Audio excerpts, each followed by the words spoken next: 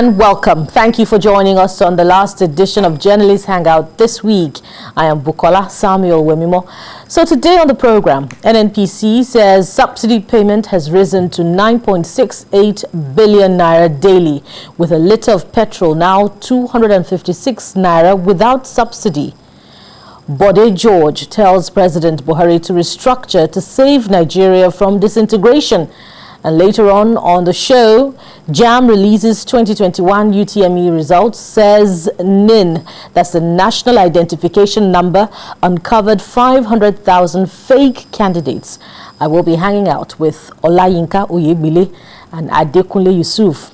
Journalist Hangout starts now.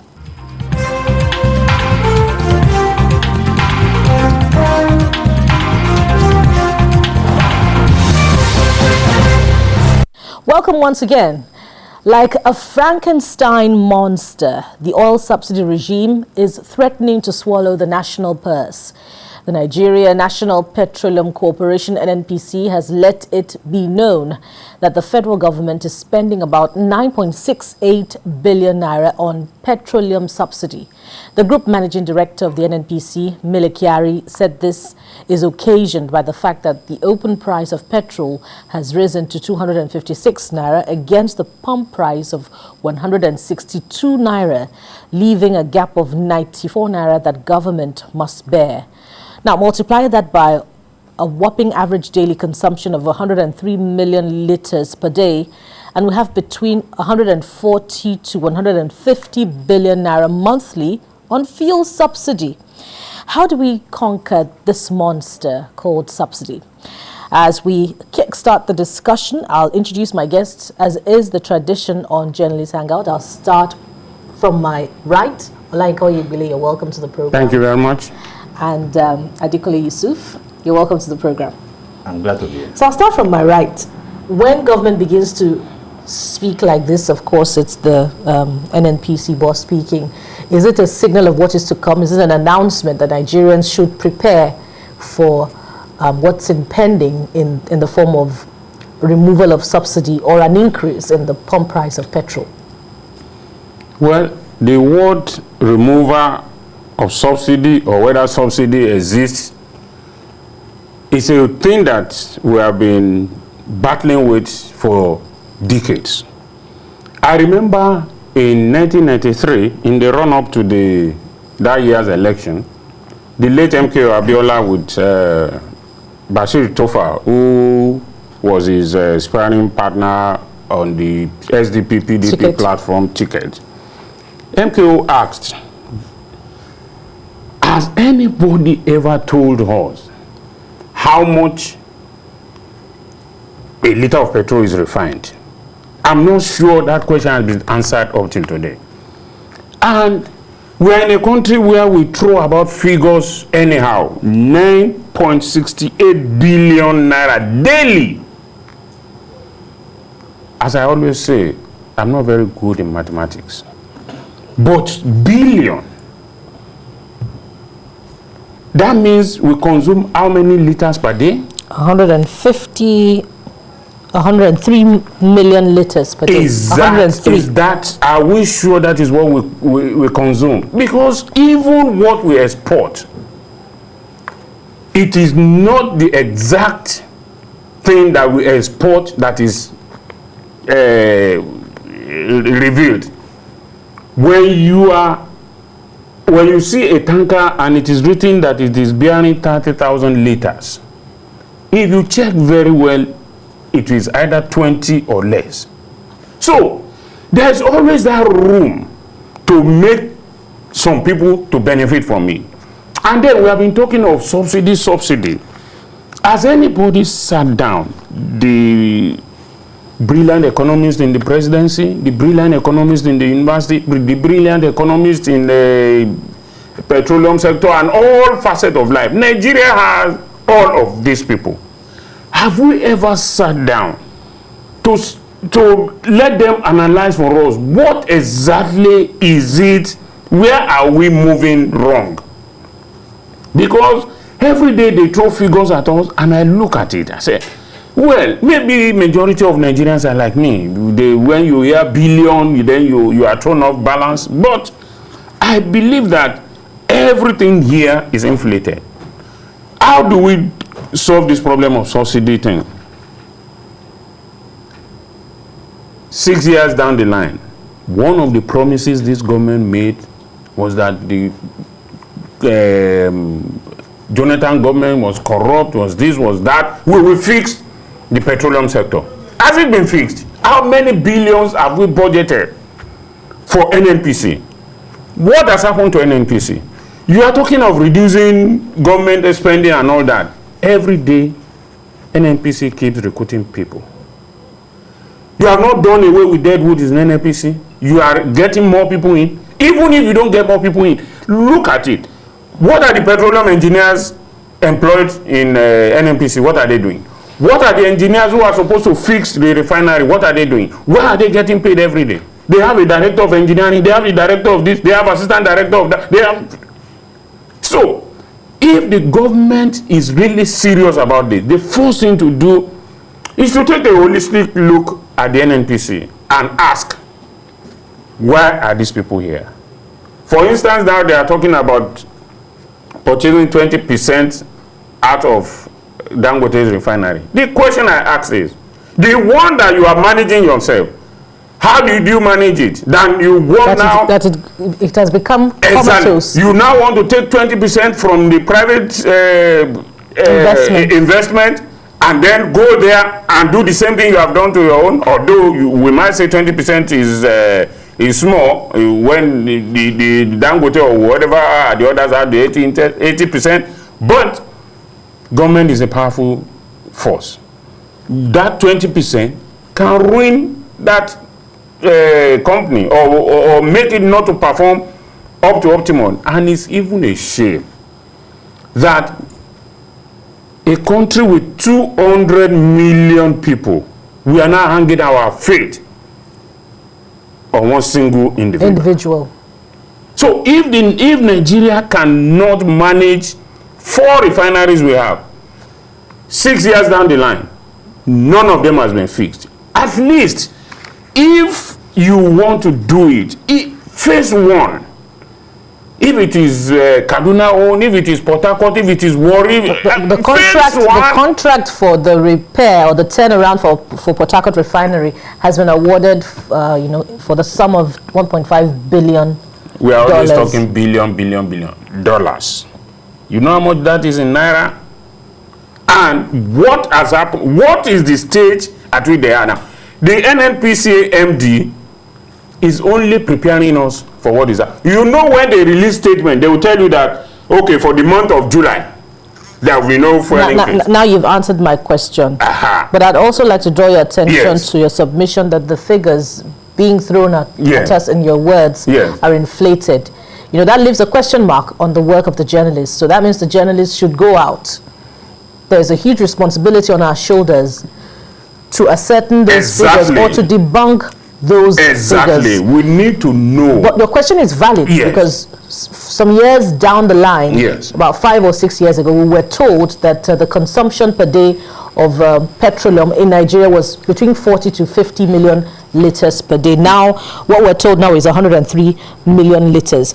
Okay, let me bring it now to Adekunle Yusuf. Adekunle, are you also going to be questioning the figures, or you agree with him when he landed that this statement by the GMD boss is a signal of what is to come? Yes, it is a signal of what is to come. So what's coming? Yes, but when you look at NNPC, you see, you can judge the kind of leadership we have in our country. The moment you look at NNPC, you can conclude without asking questions. Just listening to them, look at what is happening in Nigeria, then conclude that how can we have crude oil and it has become something that should be a blessing, has become a burden. This is a government that said everything that everybody would want to hear about that sector before it came into power. This is a government that has borrowed and is still borrowing to fix what they call infrastructure. They are opening up railway dam. believe me, nothing would have been more important than that sector, the petroleum sector, because it touches everything. The petroleum sector touches everything. So if you get it right, you will get many things right in the economy. Our industries run on on diesels. Do you know what that means per month in terms of, cost, in terms of what it spends every month? So now, but when you look at NNPC, you wonder, why is it that the place is so attractive? So listen to the figures. Nigeria is consuming over 100 million liters of petrol per day. Then you ask, how many are we?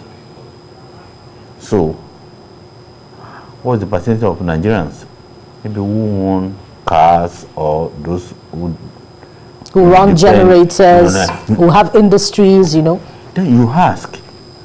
So, you wonder, why are filling stations springing up every corner? Even in places where they should not be cited. Then you wonder the sanity of of our leadership in Nigeria. That who we approve this, who did. But this is Nigeria. We always just overlook and move on.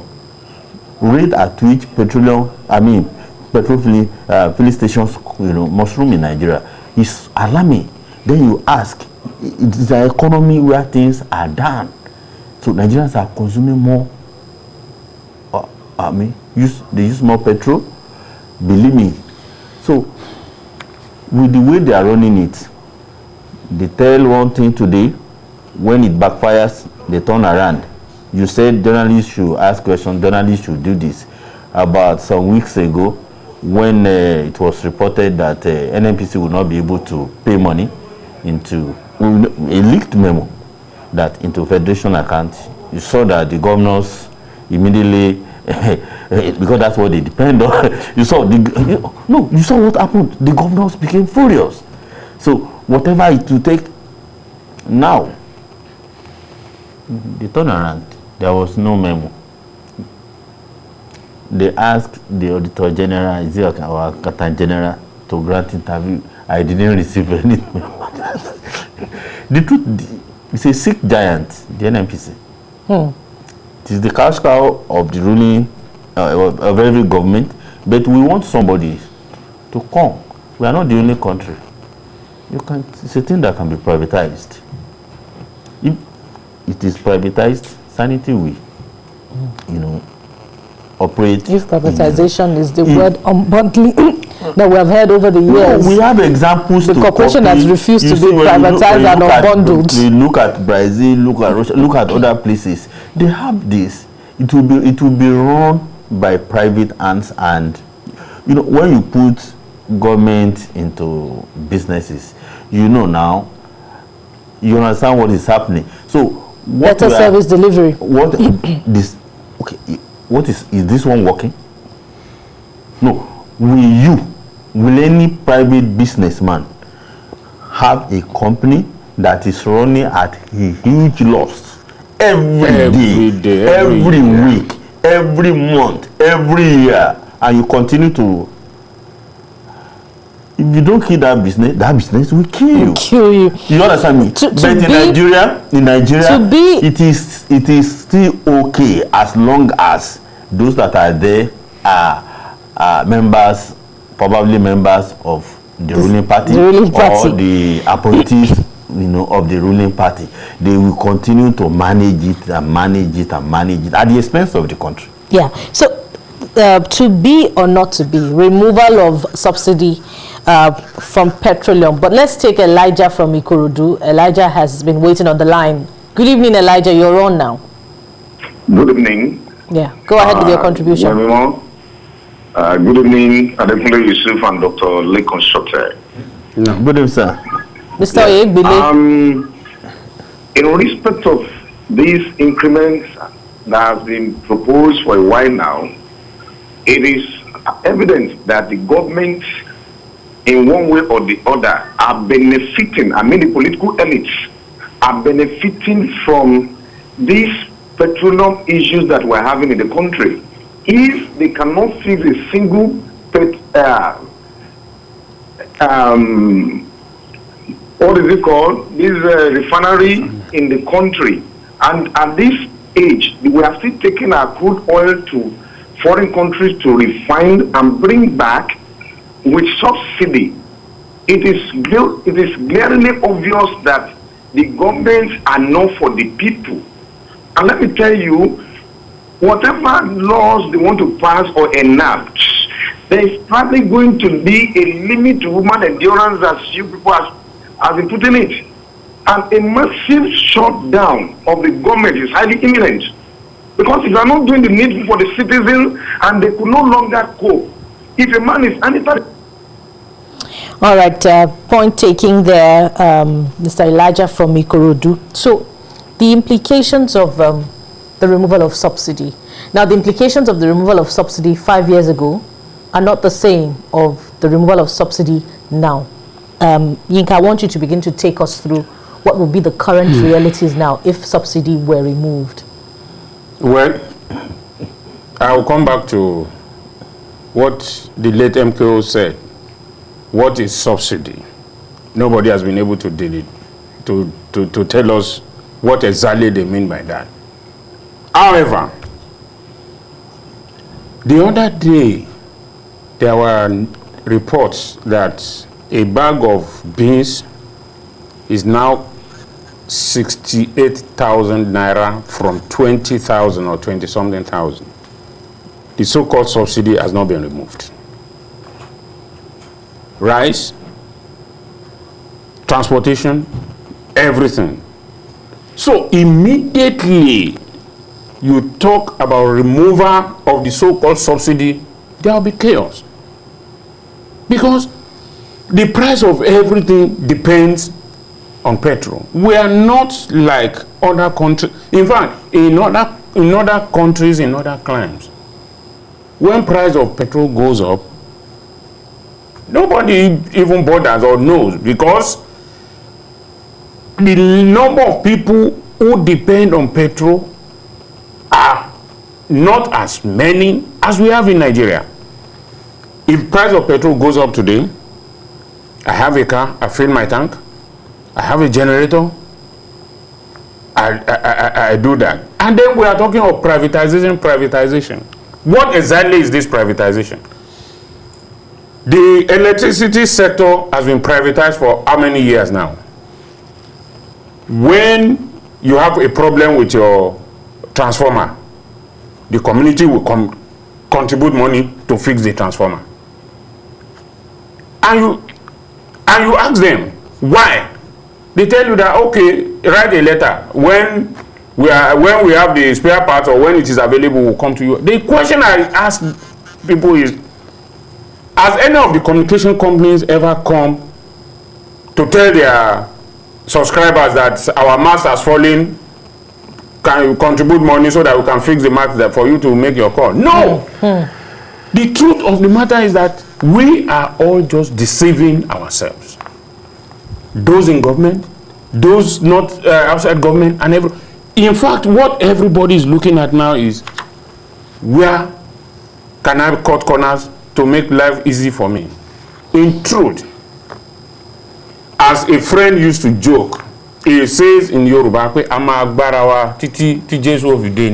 that we are going to continue to deceive ourselves until the second coming of Jesus Christ. Because even those yesterday who were telling us about it's not rocket science to fix the refineries. Power sector. 6 years down the line, they have not been able to do so. Fixed? I understand you totally, and it reminds me of what turned out to be the biggest paradox of the social media in recent times, when an electricity distribution company purchased a generator, very huge generator, and was installing it. You're watching Journalists Hangout on TVC News. We'll take a break now and return with more. Stay with us.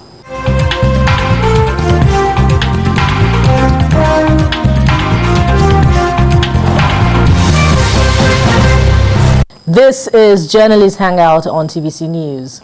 As we move on, the more government denies the need to restructure Nigeria, the louder prominent citizens cry for the country to toe that line in order to avert disaster.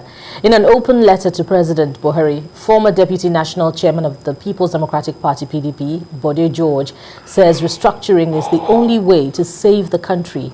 George insists that the skewed structures of the country are provoking chaos nationwide. He said, history will judge President Buhari fairly if he heeds the clamor for restructuring now. Gentlemen, I'll come to Adekunle first of all.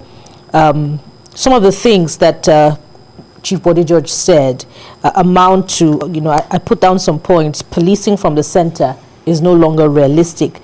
The union called Nigeria is becoming increasingly fragile. From your own perspective, how does this speak to the current realities in the nation? Chief Olabode George don't spoke the minds of progressive Nigerians, because not all Nigerians are progressive, and I'm not using that to insult anyone, but those who truly want development, peace, prosperity in all areas of Nigeria. I mean, no angles of Nigeria, from southwest to the north to the south to the we not shy away from an idea whose time has come, and that is restructuring. Anybody, either the president, the governor, traditional ruler, politician, who is still denying that Nigeria doesn't need restructuring, that what is it all about? Just trying to play the ostrich, game. Have we ever been more vulnerable since the end of Civil War? Nigeria is seriously unstable. Where is peace? Is anybody feeling safe? In every area of everywhere in Nigeria, we have never felt this insecure in our country since the end of Civil War. So you now said you don't need restructuring. Please, we do. Look at the problem we used to call it's a northern problem, they will solve it, which is Boko Haram. See what has happened. It has mutated into so many hydra-headed, problems that you now find in virtually everywhere in Nigeria. We talk about bandits all over the country. So much that bandits even have spokespersons begging every day that they should be accorded respect and all that. You know who I'm talking about. Apart from his son, I will tell you, the Sheikh Gumi of this world, the kidnapping. When we had, Nigeria, had GSM, we had the problem because we didn't, do biometric registration and whatever. Then they told us, if we do the right thing, a lot of crises, a lot of, problems as per insecurity, everything will vanish. Have they vanished? There is no way they kidnap anyone. You will use phone. I've never heard it that, and this thing is easy to do, especially in this era of technology. How easy that is. Let's take Ada from Jos. Ada, good evening. It's Ada from Jos. Good evening to journalist Hangout School. Good evening. Restructuring. In fact, I found it very, very ridiculous when Mr. President said that there's something to restructure. Well, as far as I'm concerned, we have to restructure unless we don't want to have Nigeria. So let me leave it at that. Because they are just indicting themselves. It was one of the things they mentioned in their manifesto. We can't be fooled all the time. Then about the fuel subsidy, they came with the seat. They don't call it fuel subsidy. It's you that is calling it fuel subsidy. They call it price differential. We are being killed every day by foreign herdsmen. And there's so much hunger in the land. In fact, it's not what we bargained for. It's really unfortunate. But let's fasten our seatbelts. It shall be well. Let's not give up on this country. Thank you for wrapping up on a note of hope. Thank you, Ada, for calling in. Go ahead. So, when you look at what is happening in Nigeria, it's only either somebody who is benefiting from the conundrum they call Nigeria. That's the way I see Nigeria now. Bring anybody from anywhere. With this present structure, you can't make a success of your administration. You will end up as a failure, no matter how hard you work hard. Because the system stifles creativity. It doesn't encourage any state governor, subnational government, to be creative, to be hardworking, to have what they call edgy, competitive, mindset and all those things. Because you know what we are talking about. Now, you said Nigeria is a federation. But you are running a unitary system of government. You are centralizing everything in Abuja. So, believe me, there are so many components of restructuring that we must do now before it gets too late. One of them is policing. No matter how good intention Mr. President is, it is 100% clear he cannot provide security for all the states in Nigeria. The governors can do it better. I'm sure some people will say, Nigeria is not right for state police. Nigeria is not right. We are not right for anything if we are not right for state police. If you believe we don't, then we are not right for democracy. If you say they will abuse it, is the federal government not abusing it? Things will even out at some point. We can take care of it. Now, if you leave state police, because we copied this idea from America. In America, apart from the federal government, you have every state has police, every counties, which we call local government. In fact, some cities, some metropolis, something like villages or districts have their own police. Universities, I've said it many times, the university I attended in the US has its own police. University of Wisconsin police. Then the state capital, which is Madison, has its own police. Local government. The state itself has its own police. Now that's why when I mean by state capital, that is the county. Then, granted that Mr. President has said that Nigeria does not need to restructure, and in fact, in the most recent television interview he granted, he also, in response to a question on devolution of powers, asked, "What do you mean by devolution?" And it's not for a paucity of documents on restructuring, but in fact, there is a multiplicity of documents when we go back into our immediate past history. So is that the problem here? Is it a lack of what suits the peculiar situation of Nigeria? It's not enough to talk about what works in the United States of America. Yinka, what in your own view would work for Nigeria? Unfortunately, when you talk about restructuring, every government at the center thinks you are targeting it at it. Then you want to weaken it and you want to make it useless and all that. Let's just start from a little corner.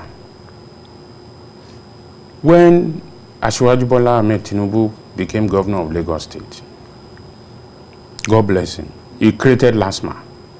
What happened? There was chaos all over. Hey, no, you can't operate on federal road. You must do this, you must do that. Today, if there is no LASMA, what will happen in Lagos?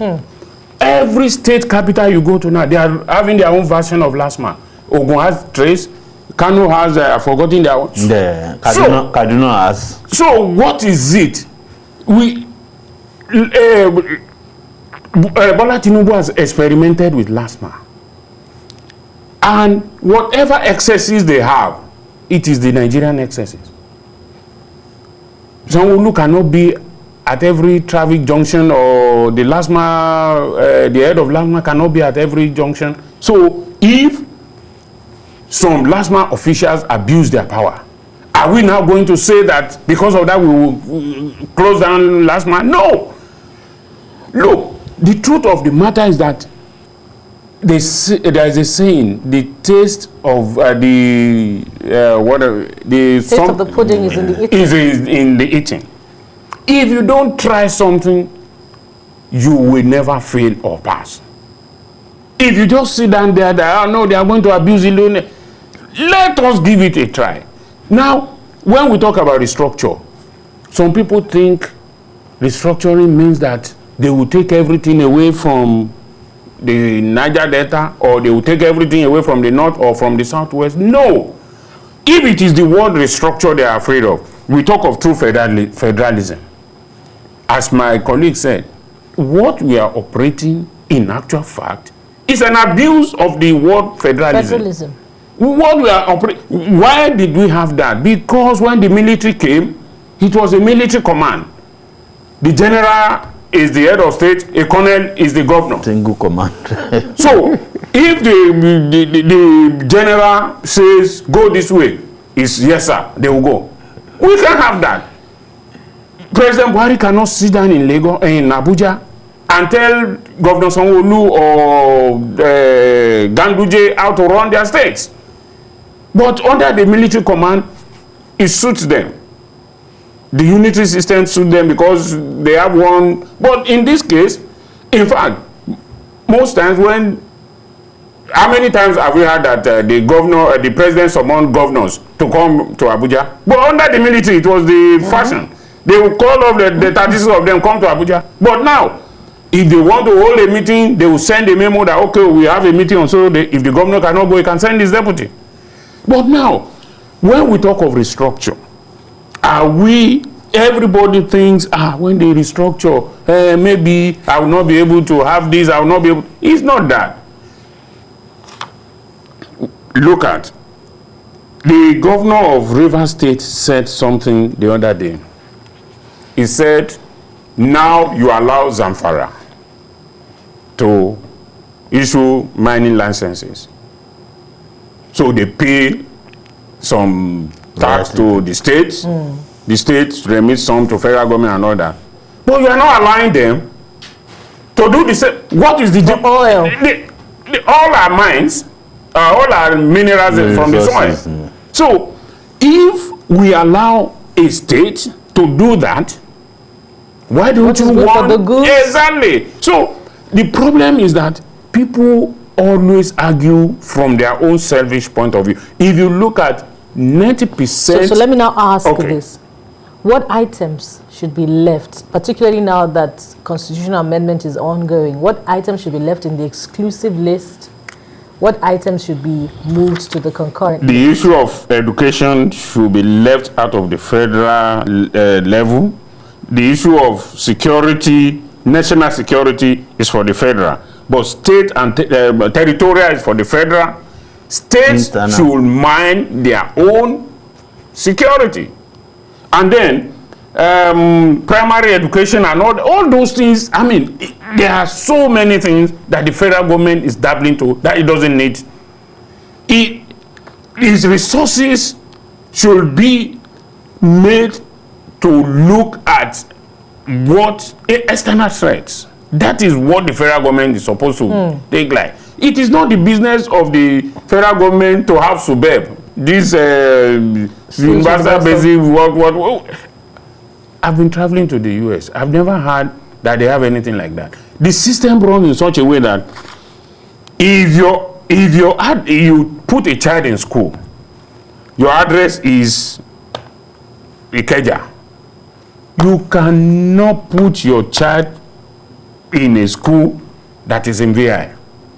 You cannot, unless you have the address will be that of VI. But in Nigeria, I live in Ota. My daughter is schooling in Ikeja and all that. So that's another matter. Most parents don't trust public schools, but that's another issue. It is because the federal government has taken too much power, and in the process, you can mind the most important one. Yeah. That is it. Let me bring the same question to Adekunle. What items, as we begin to look at, this restructuring issue, what items should be left in the concurrent list? What items should be left in the exclusive list? And then what items should go to the concurrent list? We can go back to 1963 Constitution.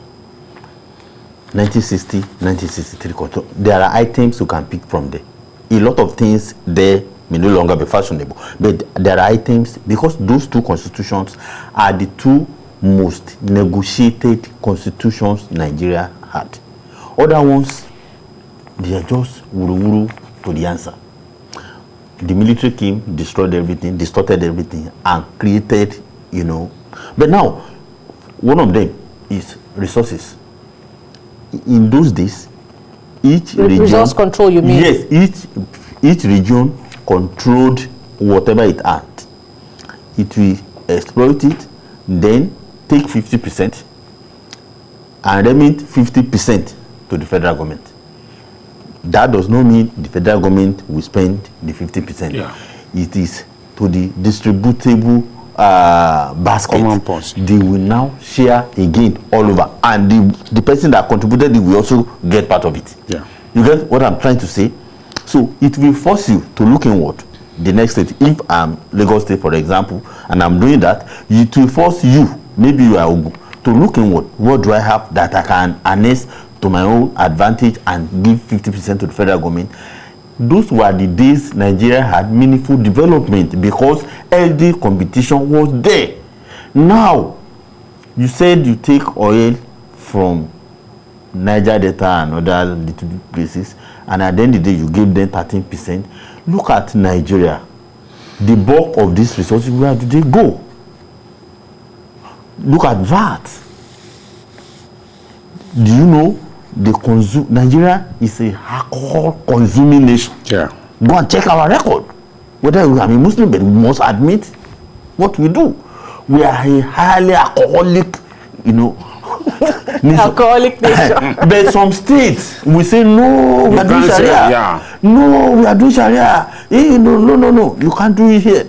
Now, when they now get this money from VAT, which some people say is immoral, it's sin, it's ungodly.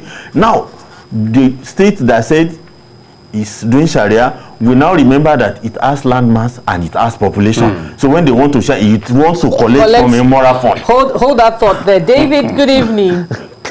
Good evening, madam. Yeah. Good evening. You're on. Go ahead. I'm calling from Adekunle 5. Yeah. Go ahead, you're on. Is that my own contribution that if they say you're having police, your Lagos is recruit the police. They have their own police also. But the problem now is that the police, what are they using them for? Are they meant for traffic? You know, you recruit police. Are they for traffic? Is it for traffic or this police is for to go to their own community and police? But what are they using them for? That is the question that should have the head. Okay, are you done with your point? I think it's... Okay, thank you very much, David. Yeah. So, that is one thing. Believe me, you want to do rail in Nigeria, there's nothing I don't know anything that stops the Southwest to say, we want to pull resources, connect every part of the Southwest through.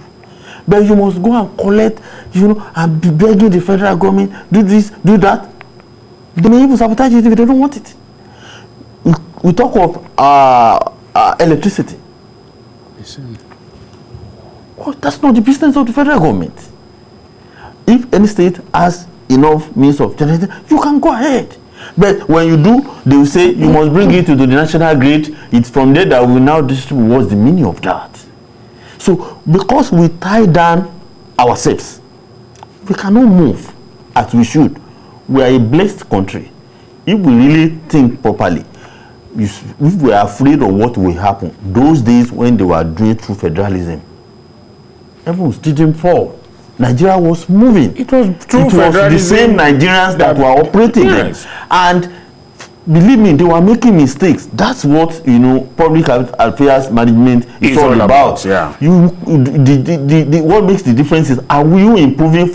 Are you learning from the mistakes? Are you trying to improve, block loopholes, you know, making changes and moving ahead, solve the problems, evaluate whatever you are doing? That we don't do in Nigeria. So we can go back to some of, you know, those items and think, oh, what can we do? Kano, for example, can help Nigeria.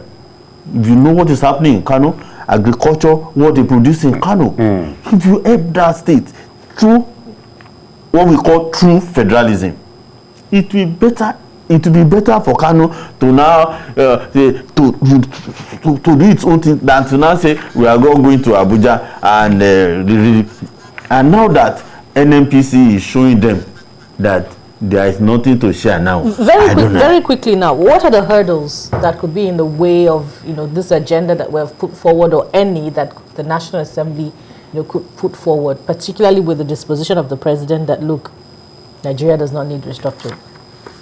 The president does not or should not dictate to the National Assembly. In fact, we have a National Assembly that seems not to realize its power. A National Assembly that does not seem to realize the power it has.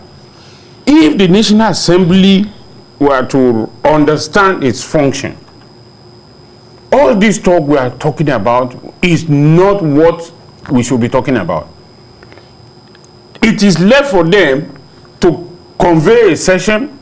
If the Senate agrees that, okay, we need to restructure this country, the House of the House of Rep does the same, then they come together, or whatever is their procedure, and then they offer it to the president that this is what Nigerians want, and we must do it. The president, well, some time ago said the power lies with the National Assembly. Yes, although it's blame shift, because the National Assembly, that word again, the body language of the president is what they are following. And it should not be. It should not be. The presidency is a different arm of government. The legislature is a different arm of government. That is why did we call the Senate president? Why do we call him Senate president? Why don't we call him Senate leader or find another name? He's a president in his own way. Capacity. Exactly. So, but we have a National Assembly which, to my mind, does not understand what they are there. They don't understand why they are there. At all. It does not matter whether they are PhD or BSc or school certificate or whatever. What you don't understand, you don't understand. Then you have legislative aides, you have lawyers and everything. Give these people an assignment. Do this. What exactly is the meaning of restructure? Maybe what we need is, because for sure, some number of people in the north think that when we have true federalism or restructure Nigeria, it is to say that there will be Oduduwa Republic, there will be Biafra Republic, there will be Northern Republic. No! Restructuring does not mean we are going apart. It just means that the dictionary says that when you restructure, you make things new, you re-engineer. We have been operating this since 1960. It has not taken us anywhere. And it is more dangerous because the population is growing, the civilization is growing, and people are getting more enlightened about this matter. So what do we do? It is better to do it now. It's left, let's see whether the National Assembly will indeed prove whether or not it is tied to the apron strings of the executive. It is another arm of government that history will judge kindly or unkindly, depending on the legacy that it leaves behind. After much hiccups, complaints, and criticisms, the Joint Admission and Matriculation Board, JAMB, has released the results of the 2021 Unified Tertiary Matriculation Examination, UTME, conducted between the 19th and 22nd of June. while urging candidates to go online to check their results. JAMB noted that the use of the National Identification Number, NIN, helped in curbing examination malpractices. The Registrar and Chief Executive of JAMB, Professor Ishaq Oloyede, said over 500,000 fake candidates were uncovered due to the use of NIN, that's the identification number for the examination. He said before the introduction of the NIN, about 2.2 million candidates sat for the UTME examination against 1.4 that registered this year. So the cleaning of the agent table can begin. Gentlemen, I'm sure you agree that this has huge implications. 500,000 fake candidates. What does it say about the character of young men and women that Nigeria is breeding? Adekunle? Maybe I don't know whether they are fake candidates, but let me tell you what used to happen. So there are special schools, special centers, there are many places, they register people in bulk. So you look for maybe like say you want to register 10 people now, you need maybe additional 10 people, that's 20. You only need 10. You look for brilliant guys, 10. I don't know whether you call them mercenaries or whatever. So you buy the forms, do everything to register together. So with the new system, this new leadership of JAMB is doing. Define machinery for the benefit of Nigerians. I don't know the meaning of machinery. Those who help people to write exams. So that's examination malpractice. Yes. So when you do it, so even with the new system introduced by Professor Oloyede, you see, they still get away with some of it because what they will do by the time they try to redistribute them, you still realize that the three of us may end up somewhere. Maybe one of us is brilliant, then we lean on that person. So they keep doing it. But now with this NIN, requirement, so it makes it more difficult. More difficult, yeah. So yes, it makes because it you have to present the identification number of the exact candidates, so not the machinery. Before you can help me with your fingertips. Now you can't do that because of that. You understand me? Before you can use different pictures to register. Now JAMB can monitor. Yeah. It gives JAMB the leeway to do whatever they want to do. I'm saying something that benefits everybody. So now, instead of having 2 million plus, you realize that not all the 2 million people, as we normally record, in the past, are actually, admission seekers. So it's a beautiful thing. Believe me, it's a beautiful thing. But then, look at the 500 that have been weeded out of the system. What does it say about the kind of men and women that Nigeria is breeding? So sad.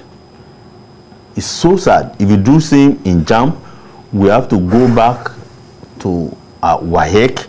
We have to do same thing in NECO. You have to do same thing in is it primary? WASC is before JAMB. So if you carried out examination malpractice in JAMB, that means you did not particularly pass your WAEC. When you go to our universities today, the quality of intake they get, you will be sorry that is this the same Nigeria? But they just dump many untrainable children on the university system. And when you look at it, there is little or nothing the university system can do, because when a building doesn't enjoy the benefit of a good foundation, there is nothing the painter or the roofing expert or they can do. They will try, but when that foundation is deficient, they can paper over the cracks, but it will remain. You understand me? So just as JAMB is doing, we need to take it further. I love it. Let's continue, and the man should be encouraged to even do more. But we shouldn't stop at JAMB. We should go to lower levels like NECO, WAEC, and even implement the same approach. Primary school living certificate examination that people write. We should do it to make sure that the result is yours. It's not that somebody is assisting you, so examination malpractice is really a big problem. Anything that can help us to wipe it out to be too beautiful. Yeah. I think your thoughts too as well. The truth of the matter is that when the foundation is deficient, as is said, there's nothing you can do. If it is part of what we have just been talking about, the issue of education, we are not taking it seriously as it's supposed to be. Because a country that has the kind of education that we have, or the system that we run, will not be able to help itself. 500,000 have been weeded out, fine and well. How did they get enlisted in the first place? Or how did we come to this pass? We need a system that will work. And it is not always about improving technology. Yes, you improve technology. But is it not the same technology that we use that makes it, that creates more problem? We have been talking about this every time. You want to obtain a driver's license, you want to obtain international passport. It has been designed. You can sit in the comfort of your home, in front of your computer, pay everything, do everything. All you just need to do, as this jam is, take the slip to the passport office or the FRSA that have paid. This is the evidence. But they will tell you it has not dropped. That's where that language, I don't know where that language came from. What does that mean? That means they have not received the alert. But has JAMB ever told us that, is it 3,500 or 4,000 or whatever they pay? Has JAMB ever turned back a candidate that the money that was paid was not has not dropped? No. The truth of the matter is that there is a need for complete moral rearmament in the country. Even parents encourage their children to use machinery. Parents go to teachers and say, please help my son, help my daughter. Thank you so much, gentlemen. Mr. Olayinka Oyegbile and Adekunle Yusuf, thank you very much for being on the program. We could go on and on and on, but we've left huge pots of food for thought for everyone on the program today, and the conversation continues online. That's all. You can watch the repeat broadcast of this edition tonight at 11. Join us again on Sunday for Journalist Hangout by 1:30 p.m. Don't forget as well, we're on YouTube at youtube.com/TBC News Nigeria. I am Bukola Samuel Wemimo. Bye for now, and God bless.